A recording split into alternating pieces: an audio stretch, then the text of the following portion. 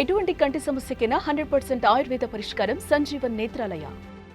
అందరికీ నమస్కారం. నేను Swaroopa Potlapalli. Welcome to Suman TV. కుక్కలు నాకిన కూరగాయలతో గవర్నమెంట్ స్కూల్ పిల్లలకి వంట చేసి భోజనం పెట్టారు. దీంతో 78 మంది విద్యార్థులకు రేబీస్ టీకా వేయించాల్సి వచ్చింది. ఎంతో మందిని షాక్కి గురి చేసిన ఈ ఘటన ఛత్తీస్గఢ్లో జరిగింది. దీంతో అసలు మధ్యాహ్న భోజనం సురక్షితమేనా అనే ఆందోళనలు తలెత్తుతూ ఉన్నాయి. ప్రస్తుతం నాతో పాటు ఉన్నారు వెటర్నరీ డాక్టర్ అనిల్ మురారి గారు. ఆయనతో మాట్లాడి అసలు రేబీస్ టీకా ఎందుకు వేస్తారు, అలాగే కుక్క కాటు వల్ల జరిగే పరిణామాలేంటి, కుక్కలు నాకిన కూరగాయలతో వంట చేసి పెట్టడం వల్ల ఇప్పుడు పిల్లలకు ఎలాంటి ఆరోగ్య సమస్యలు వచ్చే అవకాశం ఉంది, ఇలాంటివన్నీ ఆయన్ని అడిగి తెలుసుకుందాం. నమస్తే డాక్టర్ గారు. నమస్తే మేడం. మీరు కూడా చూస్తూ ఉన్నారు కదా, ఛత్తీస్గఢ్లో అసలు పిల్లలకి ఎలాంటి కూరగాయలతో భోజనం వండి పెట్టారో, దీని మీద మీరేమంటారు?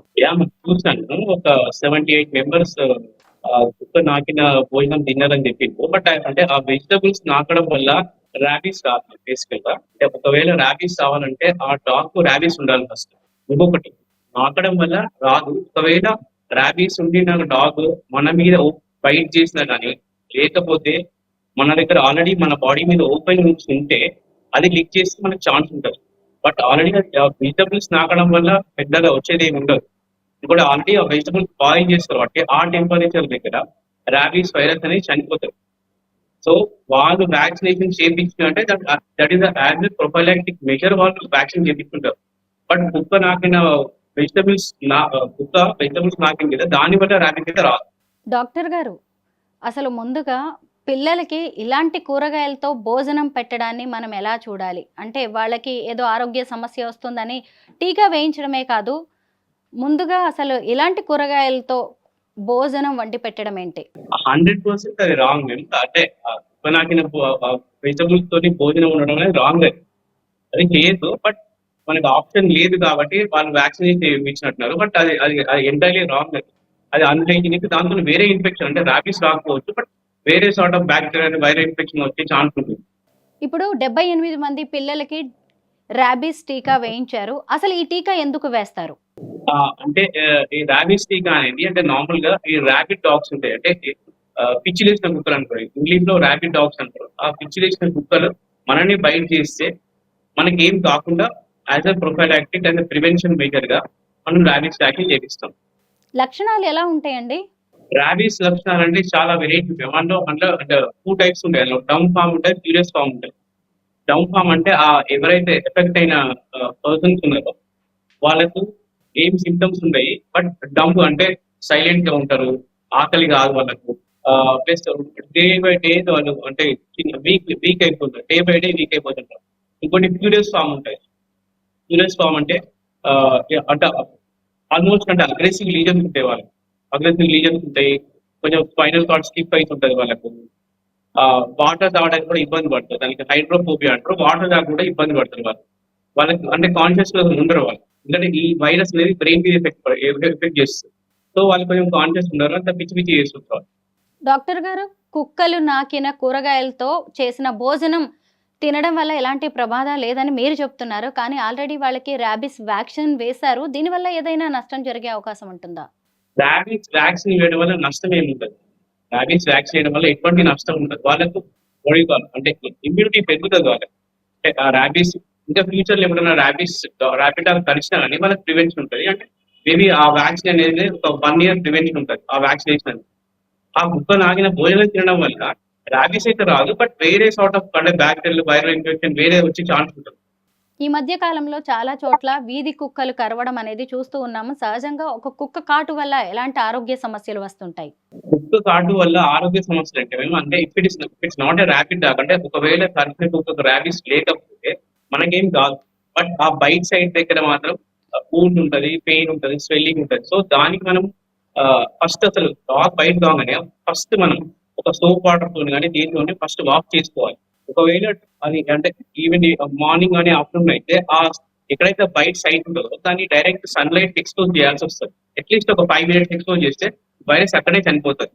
ఒకవేళ నైట్ టైం బైట్ అయింది అనుకోండి, తరోగా వాష్ చేసుకుని ఆ బైట్ సైట్ ను నార్మల్ గా లైట్ ఉంటే ఆ లైట్ కి ఎక్స్పోజ్ చేసిన వైరస్ చనిపోతుంది. దాంతో ఎటువంటి ప్రాబ్లం ఉండదు. ఒకవేళ ర్యాబిడ్ డాగ్ అయితే మాత్రం అంటే కరిచింది ర్యాబిడ్ డాగ్ తెలియనప్పుడు సో మీకు కంపల్సరీ అంటే పోస్ట్ బైట్ వ్యాక్సినేషన్ షెడ్యూల్ ఉంటుంది. అంటే ర్యాబీస్ 0, 3, 7, 14, 28 డేస్ లో ర్యాబీస్ వ్యాక్సినేషన్ తీసుకుంటే సరిపోతుంది. ఒకవేళ బైట్ బాగా డీప్ ఉంటే దానికి ఇమ్యూనోగ్లోబులిన్స్ అనే ఇంజెక్షన్ దొరుకుతాయి. అంటే ఎక్కడైతే బైట్ అవుతుందో అక్కడే వాళ్ళు ఇంజెక్షన్ ఇన్ఫిల్ట్రేట్ చేస్తారు ఇమ్యూనోగ్లోబులిన్స్. అది సరిపోతుంది దానికి. ఒకవేళ పెయిన్ ఎక్కువ ఉంది, ఇన్ఫెక్షన్ ఎక్కువ అవుతుంటే దానికి తగ్గట్టు యాంటీబయాటిక్స్ కానీ పెయిన్ కిల్లర్స్ కానీ వాడితే సరిపోతుంది. ఒక కుక్కకి ర్యాబీస్ ఉందో లేదో ఎలా తెలుసుకోవచ్చండి? సిమ్టమ్స్ మేజర్ గా సిమ్టమ్స్ ఒకవేళ సిమ్టమ్స్ తోని తెలియకపోతే దానికి బ్రెయిన్ ఇంప్రెషన్ స్మియర్స్ అని తీసుకోండి. వైరాలజీ ల్యాబ్ పంపించి టెస్ట్ చేయాల్సి వస్తుంది. హైదరాబాద్ లో అయితే లేదు అది. సో బ్రెయిన్ ఇంప్రెషన్ స్మియర్స్ మేము నార్మల్ గా పూణే కానీ బెంగళూరు కానీ పంపిస్తాం. డాక్టర్ గారు, ఈ మధ్య కాలంలో పెట్స్ ను పెంచుకోవడం అనేది కామన్ అయిపోయింది. ఇంట్లో పెంచుకునే పెట్ డాగ్స్ కి ఎలాంటి వ్యాక్సిన్స్ వేయాల్సి ఉంటుంది? ఇంట్లో పెంచుకునే డాగ్స్ అయితే చాలా రకాల వ్యాక్సిన్స్ ఉంటాయి. మేజర్ గా anti rabies vaccine, 9-in-1 vaccine, canine corona ఈ 4 రకాల మెయిన్ వ్యాక్సిన్స్ ఇవి. సో ఇవి పీరియాడికల్ గా వేయించుకోవాలి. అంటే ఫస్ట్ 4 months లో 9 doses ఉంటాయి మనకి. ఫస్ట్ 4.5 months లో. Later on every year annual vaccination చేయించుకోవాలి. అవి కంపల్సరీ మ్యాండేటరీ వ్యాక్సినేషన్స్ ఇవన్నీ. పెట్ డాగ్స్ కి అయితే సరే, వాటి యజమానులు వ్యాక్సిన్స్ వేయిస్తూ ఉంటారు. మరి వీధి కుక్కలకు అలాంటి ఏమీ ఉండదు. వీధి కుక్కల విషయంలో ఎలాంటి జాగ్రత్తలు తీసుకోవాలి? వీధి కుక్కలు అంటే వీధి కుక్కలకైతే ఇప్పుడు నార్మల్ గా అయితే జిహెచ్ఎంసీ వాళ్ళు వాటికి AB animal birth control program అని చేస్తున్నారు.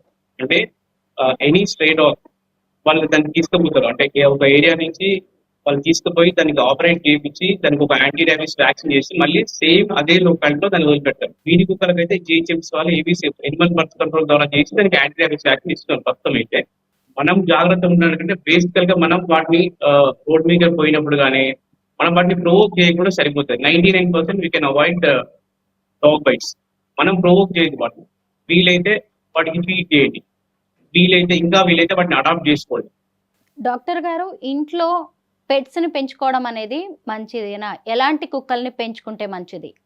మనం ఇంట్లో ఎటువంటి డాగ్ అయినా పెంచుకోవచ్చు. వెదర్ ఇట్స్ బ్రీడ్ ఆర్ అంటే నాన్ డిస్ట్రిక్ట్ బ్రీడ్ అయినా అంటే ఇండియన్ బ్రీడ్ అయినా కానీ లేకపోతే ఎనీ బ్రీడ్ పెంచుకోవచ్చు.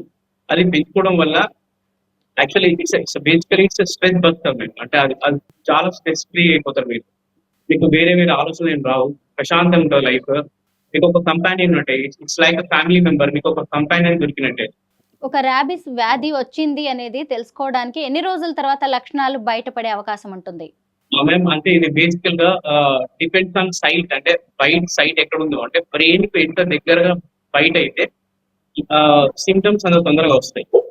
ఇంకోటి ఆ సివియారిటీ ఆఫ్ ర్యాబిస్. అంటే ర్యాబిస్ ఎంత సివియర్ ఉంటే తొందరగా లీజన్స్ వస్తాయి. అంటే ఇట్ వేరీస్ ఫ్రమ్ day 1 నుంచి 15 years లోపల ఎప్పుడైనా రావచ్చు. That depends on severity. మొత్తం మీద ఇప్పుడు మధ్యాహ్న భోజనం ఎవరికైతే పిల్లలకి పెట్టారో కుక్కలు నాకిన కూరగాయలతో, వాళ్ళకి ఈ ర్యాబిస్ వచ్చే అవకాశం అయితే లేదని మీరు చెప్తున్నారు. అంతేనా డాక్టర్ గారు? మేము అంటే ఆ వెజిటబుల్స్ ప్రాపర్ గా బాయిల్ చేసి పెడితే 100% రాదు. 100% రాదు. ఒకవేళ ఆ బాయిల్ ప్రాపర్ గా బాయిల్ చేసి పెడితే. Thank you so much doctor గారు. ర్యాబిస్ గురించి అనేక విషయాలు చెప్పారు. Thank you so much. Thank you.